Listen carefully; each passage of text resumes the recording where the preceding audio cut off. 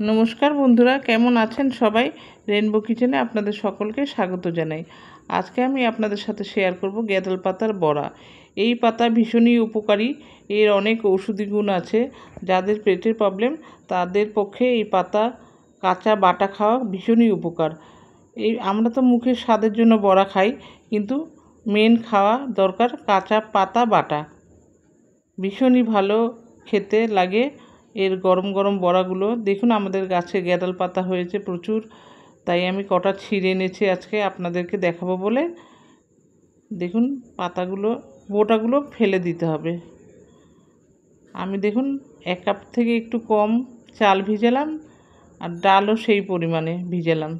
এবার আমি জল দিয়ে ভালো করে ধুয়ে ডালটা ভিজিয়ে রাখবো। আমার রেসিপিটি যদি আপনাদের ভালো লাগে তাহলে লাইক কমেন্ট শেয়ার করবেন।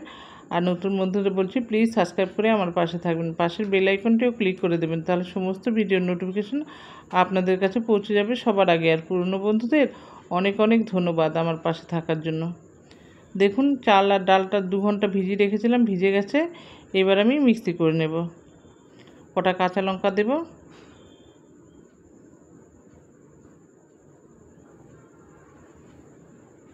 একটু জলও দিয়ে দিলাম।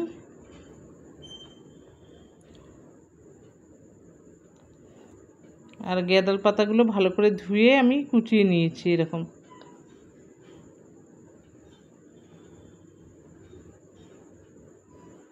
এবার আমি দিয়ে দিলাম স্বাদ মতো লবণ,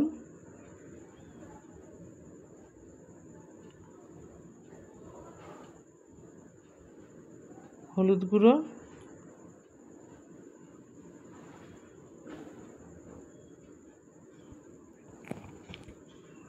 আর ডাল পেস্ট করে রেখেছিলাম সেই পেস্টটা দিয়ে দিলাম। পুরোটা দেইনি, আগেই অর্ধেকটা দিলাম, আবার পরে একটু মেখে নিই তারপরে দেব।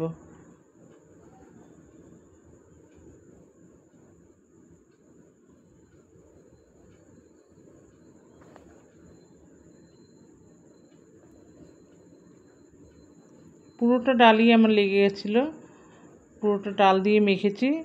এবার 1 চামচ পোস্ত দিয়ে দিলাম এর মধ্যে, আর বাইন্ডিংয়ের জন্য দেব বেসন,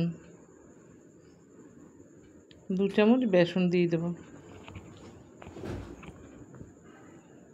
দিয়ে ভালো করে মেখে নেব।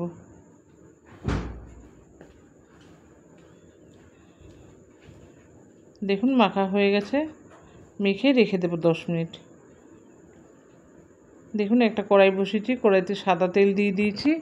এবার আমি বড়ার আকারে সব ভেজে নেব।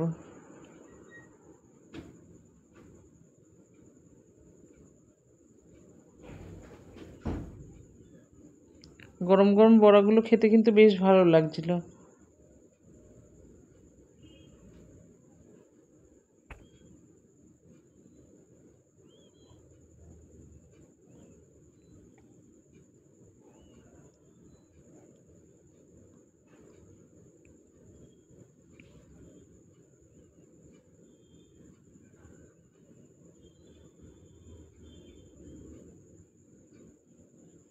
এক পিঠ ভাজা হয়ে গেছে, এবার আমি উল্টে দেব।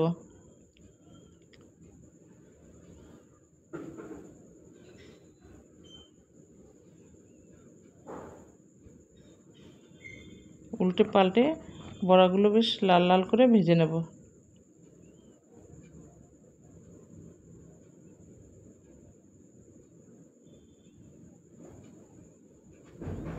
দেখুন বড়াগুলো ভাজা হয়ে গেছে, এবার আমি তুলে নেব। বাকি বড়াগুলো আমি এইভাবেই ভেজে নেব। দেখুন বড়াগুলো আমি সার্ভ করে নিয়েছি। আবার দেখা হবে পরবর্তী ভিডিওতে। সুস্থ থাকবেন, ভালো থাকবেন, ধন্যবাদ।